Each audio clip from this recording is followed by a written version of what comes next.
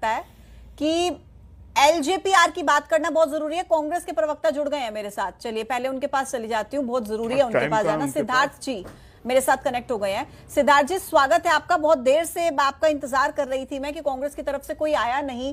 Sir नतीजे यकीनन आप लोगों के पक्ष में नहीं हैं और दुख भी हो रहा होगा, आत्ममंथन भी पार्टी के भीतर चल रहा होगा, लेकिन क्या ऐसे नतीजों की उम्मीद की थी कांग्रेस पार्टी ने? 6 सीटें सर सिर्फ। धन्यवाद बोलना चाहता हूं कि आपने इस विषय पे एक अच्छी सार्थक डिबेट रखने का जो आपने सार्थक प्रयास किया है। और दूसरा, मैं अपने साथी मित्र भाई दुर्गेश जी को भी सुन रहा था और दुर्गेश जी ने जो शब्दों का इस्तेमाल किया है, तो ये दुर्गेश जी के जो लफ्ज है ये उनको कम से कम ये शोभा नहीं देते हैं। जो राहुल जी के बारे में बोलना, ठग बंधन बोलना, ये सारी चीजें बोलना। देखिए, रही बात लोकतंत्र में, लोकतंत्र की खूबसूरती है कि जो भी मैंडेट मिला है उसको हमें स्वीकार करना पड़ेगा और कहीं ना कहीं हमें उसके ऊपर विश्लेषण करना पड़ेगा। और हमारा जो महागठबंधन है उसमें सबको बैठ के उसमें विचार करना पड़ेगा कि हमसे क्या कमी रह गई और क्या हमें उस चीजों को पार पाने के लिए हमें क्या क्या करना है। और ये बात भी बिल्कुल सत्य है, जैसा कि आपने बोला कि आप आज निराश होंगे।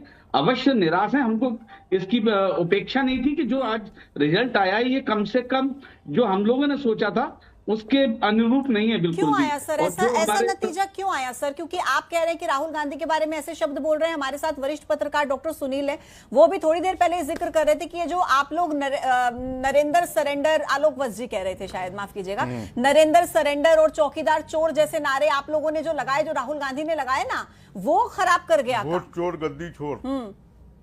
नहीं, देखिए पूजा जी, ये बात तो सार्थक हो गई है। जिस प्रकार से ज्ञानेश कुमार जी की इतनी सारी चीजें पकड़ी गई हैं, किस प्रकार से एक आप देखिए जो मॉडल है ब्राजील की, उनके 30-30 जगह पे वोट निकले, ये बात तो सत्य हो गई है, साबित हो गई है। और उस चीज को ना सुप्रीम कोर्ट स्वीकार कर रहा है, ना ज्ञानेश कुमार, ना चुनाव आयोग स्वीकार कर रहा है। तो कहीं ना कहीं साफ जनता इस चीज को समझ रही है, आम आदमी समझ रहा है। पर कहीं ना कहीं आप ये सोचिए, आप ये सुनिए, आप ईडी, सीबीआई आपका, अब चुनाव आयोग भी आपका हो गया। ईवीएम भी बता दीजिए प्लीज, क्योंकि इस बार ईवीएम का जिक्र ही नहीं कर रहे हैं आप। ऐसा लग रहा है कुछ अधूरा सा है सर। चुनाव से कुछ दिनों पूर्व ही राहुल गांधी जी ने आपको पूरा दूध का दूध पानी का पानी कर दिया, तो सारे पत्रकारों को बुलाया था।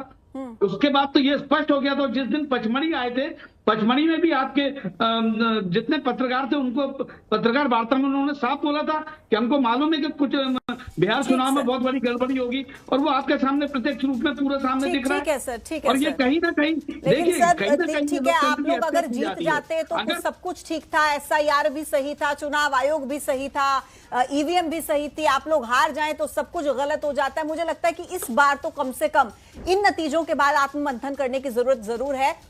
मेरे पास समय इतना ही था, मैं माफी के साथ रोक रही हूँ, आप सभी मेहमानों का बहुत बहुत शुक्रिया मेरे साथ इस चर्चा में शामिल होने के लिए। तो बम्पर जीत एनडीए की इस बार हुई है, बिहार में बम्पर जीत के साथ वापसी की है।